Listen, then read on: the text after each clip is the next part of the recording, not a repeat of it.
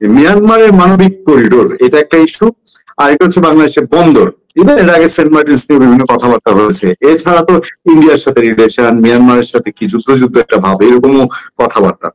এই বিষয়টা আপনি কিভাবে দেখছেন? এবং দেখুন যে আজকে বিএনপি তো গত এক সপ্তাহ ধরেই তারা বলছে যে এটা এই সরকারের কাজ না, কিন্তু যাচ্ছে যেন অনেকটা এরকম দিকে। আপনি এই বিষয়টা কিভাবে দেখেন? এই ব্যাপারে আমি আমার মতামত আগেও দিয়েছি। আমার মতামত খুব সুস্পষ্ট, আমার ব্যক্তিগত মতামত আমি দিয়েছি। আমি মনে করি মায়ানমারকে বা আরাকান আর্মিকে একটা করিডোর দেওয়া প্রয়োজন, কারণ করিডোর দিতে পারলে আমরা তাদেরকে কনফিডেন্সে আনতে পারবো, এবং তাদেরকে কনফিডেন্সে আনতে পারলে আমার রোহিঙ্গা সমস্যার সমাধানটা খুব সহজ হবে। কারণ আপনি জানেন যে মায়ানমারে বা বার্মাতে যে উপজাতিগুলোকে স্বীকৃতি দেওয়া হয়েছে 135টি উপজাতিকে, তার মধ্যে মায়ানমার রোহিঙ্গারা নাই। রোহিঙ্গাদেরকে বলা হচ্ছে বহিরাগত, তারা ওখানকার উপজাতি না, ফলে বহিরাগত। কাজে তারা বহিরাগত হিসাবে মায়ানমারে থাকার অধিকার তারা নাই, মায়ানমার সরকার বলতেছে। এখন আরাকান আর্মি তারা বৌদ্ধদের বেশি। এখন আরাকান আর্মিকে যদি আমরা সহযোগিতা করি, আরাকান আর্মিকে যদি কনফিডেন্স দিতে পারি, তাহলে আরাকান আর্মিকে আমরা মানাতে পারি যে রোহিঙ্গারও আরাকানবাসী, এবং তাদেরকে অ্যাকসেপ্ট করতে হবে। আমরা মানবিক করিডোর দেবো, সাহায্য সহযোগিতা করবো, সবকিছু করব, কিন্তু আমরা চাই যে রোহিঙ্গারা যেন যে কোনো অবস্থাতে মায়ানমারে যেতে পারে এবং আরাকানে থাকতে পারে, তাদের সে নিশ্চিত করতে হবে। সেই জন্য করিডোর দেওয়াটা একটা ভালো পদক্ষেপ, সেটাকে আমি সমর্থন করি। আর চট্টগ্রাম বন্দরকেও একটা আধুনিক বন্দরে পরিণত করে এই অঞ্চলের চায়না থেকে নিয়ে ভারতের পূর্বাঞ্চল এবং মায়ানমারের উত্তরাঞ্চল এবং চীনের একদম বেজিং থেকে নিয়ে চট্টগ্রাম বন্দর কেন একটা ভালো বিকল্প হতে পারে, একটা উন্নত বন্দর হতে পারে, যে বন্দরের মাধ্যমে আমরা বেজিং পর্যন্ত আমরা লজিস্টিক লাইন সরবরাহ করতে পারি। কাজী ইউনূস সাহেব যে পদক্ষেপটা নিয়েছেন এটাকে আমি মনে করি সঠিক, শতভাগ ঠিক।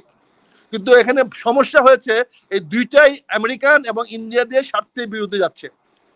ইন্ডিয়া চাচ্ছে না এখানে এটা হোক, হইলে চীনেদের প্রভাব বাড়তে পারে। আবার আমেরিকানরাও চাচ্ছে না যে তাদের নিয়ন্ত্রণ ছাড়া এখানে এটা গড়ে উঠুক, কারণ তাদের অভিজ্ঞতা হচ্ছে পানামা খালে, তারা যখন পানামা সরকারকে পানামা খাল ছেড়ে দিয়েছে, তারপর দেখা যাচ্ছে সবচেয়ে বেশি খাজনা দিতে হয়েছে আমেরিকানকে। তাই ফলে পানামা খালটা তারা পুনর্দখল করার চেষ্টা করতেছে। এখনো তারা চাচ্ছে চট্টগ্রাম বন্দরটা যেন কোনো অবস্থাতে তাদের নিয়ন্ত্রণের বাইরে না যায়, কারণ তাদের নিয়ন্ত্রণের বাইরে গেলে তাদের যুদ্ধ জাহাজ বঙ্গোপসাগর থেকে এসে এখানে রিফুলিং করতে পারবে না, এখানে বিশ্রাম করতে পারবে না, এখানে থাকতে পারবে না। কাজে আমেরিকানদের সঙ্গে এই ব্যাপার ফয়সালা না হওয়া পর্যন্ত আমেরিকানরা চাচ্ছে না যে এই সরকার এই করিডোর এবং চট্টগ্রাম বন্দর সিদ্ধান্ত নেওক। তারই আলামত হিসাবে আমাদের রাজনৈতিক দলগুলো তো আমরা অন্যের কথায় চলি, অন্যেরা আমাদেরকে যেটা বুঝায় আমরা সেভাবে বুঝি এবং সেভাবে কাজ করি। কাজে এইটা আমার মনে হয় যে এই ব্যাপারে ডক্টর ইউনূস সাহেব যে পদক্ষেপটা নিয়েছেন এটা সমর্থনযোগ্য, এটা আমাদের সবার সমর্থন করা উচিত জাতীয় স্বার্থে, এবং জাতীয় স্বার্থে উনি যেটা নিচ্ছেন এটাকে আমি সমর্থন করি এবং সমর্থন করা সবার উচিত, এটা আমি আহ্বান জানাবো।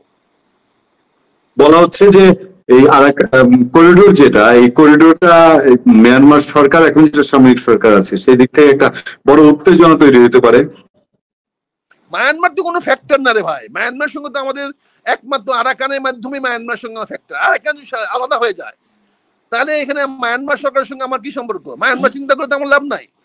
আর মায়ানমার তো আমার বন্ধু ছিল না, বন্ধু নাই, বন্ধু থাকবেও না। মায়ানমার আমার প্রতিযোগী দেশ, আমি মায়ানমারকে চিন্তা করবো কেন? আমি তো চিন্তা করবো আরাকানবাসীদেরকে। আরাকানবাসী আমার নেইবার, আমার প্রতিবেশী তো আরাকান, আমার সম্পর্ক মায়ানমার তো আমার প্রতিবেশী না। মায়ানমার তো কখনো আমার সাহায্যে আগে আসে নাই, আমি কেন মায়ানমারের জন্য মায়া কান্না করবো? মায়ানমারকে আমার রেঙ্গুন থেকে আমাদের সমস্ত বাঙালিদেরকে বের করে দিয়েছে না, তো সেদিন কোথায় ছিল? নেউনের সরকার তো আমাদেরকে বের করে দিয়েছে মায়ানমার থেকে, সেদিন কেন আমাদেরকে বের করে দিল? বাঙালিদের কেন বের করে দিল? নেউন সরকার মায়ানমার রেঙ্গুন থেকে আমাদের সকল বাঙালিদেরকে বিতাড়িত করেছে, তা আমরা কেন মায়ানমারের কথা বলতেছি?